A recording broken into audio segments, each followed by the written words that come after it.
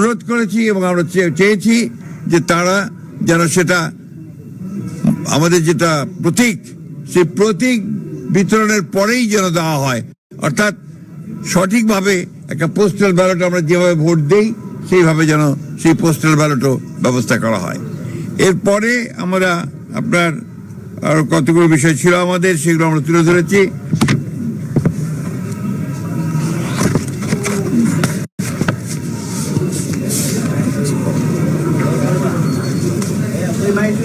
NID বিকাশ নম্বর, mobile নম্বর সংগ্রহ।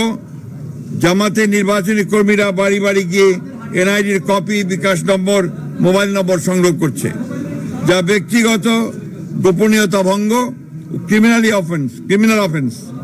এই বিষয়ে আমরা ইতিপূর্বে আচরণ বিধি ভঙ্গের আপত্তি জানিয়েছি। এই বিষয়ে জরুরি পদক্ষেপ গ্রহণ করা বলে আমরা প্রয়োজন বলে আমরা মনে করেছি এবং সেটা তাদের আহ্বান জানিয়েছি। লেভেল প্লেইং ফিল্ডে বাংলাদেশ জাতীয় দল বিএনপি আসন্ন জাতীয় সংসদ নির্বাচনে সুষ্ঠু, অবাধ, অংশগ্রহণমূলক, গ্রহণযোগ্য করার জন্য লেভেল প্লেইং ফিল্ডে বিশ্বাসী।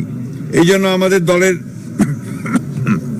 চেয়ারম্যান ব্যক্তিগত সফর বাতিল করেছেন, অথচ বিভিন্ন রাজনৈতিক দলের দলীয় প্রধান সহ অন্যান্য গুরুত্বপূর্ণ ব্যক্তিরা প্রতিনিয়ত আচরণবিধি ভঙ্গ করে দলীয় প্রচারণা চালাচ্ছে।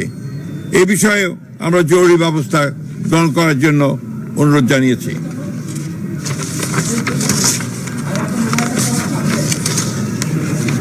আরেকটি বিষয় যেটা আমরা অত্যন্ত গুরুত্বপূর্ণ মনে করেছি, ঢাকা মহানগরী এলাকার বিভিন্ন নির্বাচনী এলাকায় একটি রাজনৈতিক দল তাদের মনোনীত সমর্থিত প্রার্থীদের নির্বাচনে বিজয়ী করার অনৈতিক কূটকৌশল অবলম্বন করে ব্যাপক হারে দেশের ভিন্ন ভিন্ন এলাকা হতে ভোটার এলাকা পরিবর্তন পূর্বক ঢাকা মহানগর এলাকার ভোটার হিসাবে অন্তর্ভুক্ত হয়েছে। মোট কত সংখ্যক ভোটার কোন কোন এলাকা থেকে ঢাকা মহানগরীর কোন কোন এলাকায় সংসদীয় নির্বাচনী এলাকায় কোন কোন তারিখে এবং কি কারণে স্থানান্তর করা হয়েছে, ঘোষিত কারণসমূহ স্থানান্তরিত ভোটারদের বিস্তারিত বিবরণ জরুরি ভিত্তিতে আমাদেরকে সরবরাহ করার জন্য আমরা অনুরোধ করেছি। বিভিন্ন নির্বাচনী এলাকার রিটার্নিং অফিসার, সহকারী রিটার্নিং অফিসার, পুলিশ সুপার, থানার ভারপ্রাপ্ত কর্মকর্তা সহ অন্যান্য কর্মকর্তাবৃন্দ একটি দলের পক্ষে কিছু কিছু ন্যাক্কারজনকভাবে কাজ করছে বলে আমরা অভিযোগ পেয়েছি। সেই বিষয়গুলো আমরা তাদের গোচরীভূত করেছি। সুষ্ঠু, অবাধ ও গ্রহণযোগ্য নির্বাচনের স্বার্থে তদন্ত গ্রহণপূর্বক তাদেরকে প্রত্যাহার করার জন্য আমরা অনুরোধ জানিয়েছি। দরকার নেই। নির্বাচন কমিশনের কতিপয় সিনিয়র কর্মকর্তা সহ কয়েকজনের বিরুদ্ধে আমরা অভিযোগ পেয়েছি যে তারা কোন একটি নির্দিষ্ট দলের পক্ষে কাজ করছেন। আমরা সে বিষয়ে ব্যবস্থা গ্রহণ করার জন্য তাদেরকে অনুরোধ করেছি।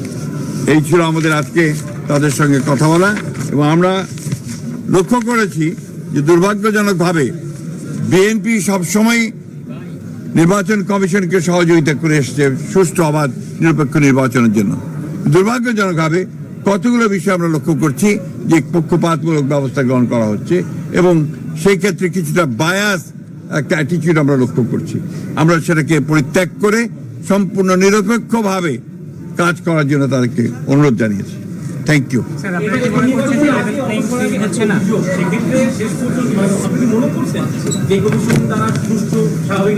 আমরা সবসময় মনে করেছি যে এই কমিশন দ্বারা সুষ্ঠু নির্বাচন সম্ভব, যদি ছোট ছোট সমস্যাগুলোকে সমাধান করা যায় এবং আমরা যে বিষয়গুলো তাদের সামনে এনেছি তারা সেগুলো সমাধান করতে পারেন।